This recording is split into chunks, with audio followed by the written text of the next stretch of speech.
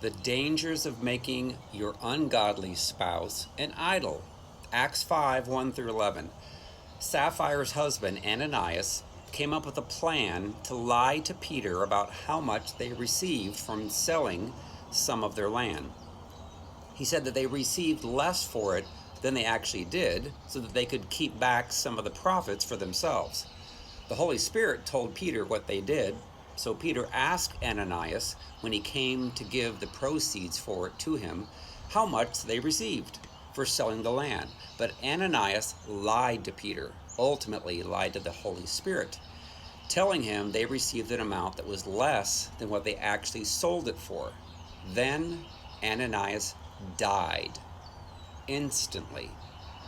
Then 3 hours later, Sapphire, his wife, came in to see Peter, not knowing that her husband had died. So Peter asked her how much money that they received from the sale of that land. Now, she could have told the truth and lived, but instead she agreed to submit to her deceitful husband's lies and said they only received the smaller portion. Peter confronted her for agreeing to lie with her husband and to the Holy Spirit. And then she died instantly as well. So, if you're married to a spouse who does not obey the Lord, does not walk in honesty, integrity, sexual purity, or humility, and is leading you farther away from Christ, then it could have some major negative effects on you, your children, even your own salvation. If you submit to your spouse's demons and lies, then you're not submitting to God and the truth.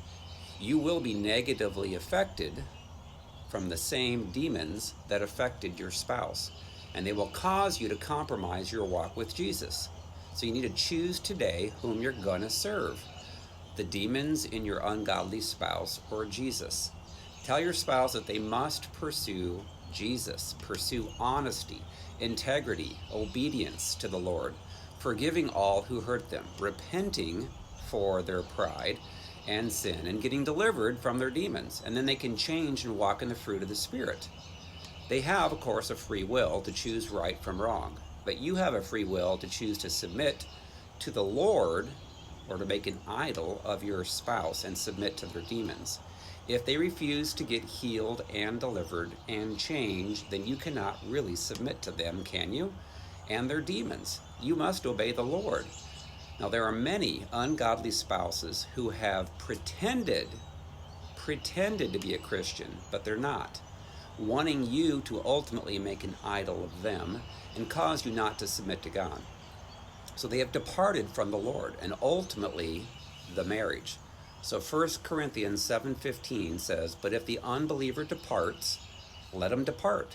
A brother or a sister is not under bondage in such cases, but God has called us to peace." So there's a lot of people out there submitted to ungodly spouses, ultimately to demonic spirits, and is leading you farther away from Christ than closer. Yes, we want them to be healed and delivered, but they have a free will to choose. So I have a book called Freedom from Soul Wounds and Demons. It's helping thousands of people around the world to change, to get their wounds healed from childhood, to get delivered from those demonic strongholds, and to be able to walk in the fruit of the Spirit.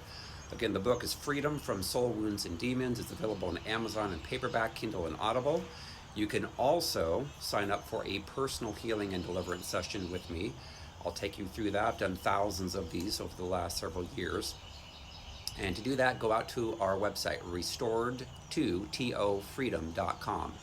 And then click on Contact Me, submit the form, or you can call 317-459-7091. Thanks.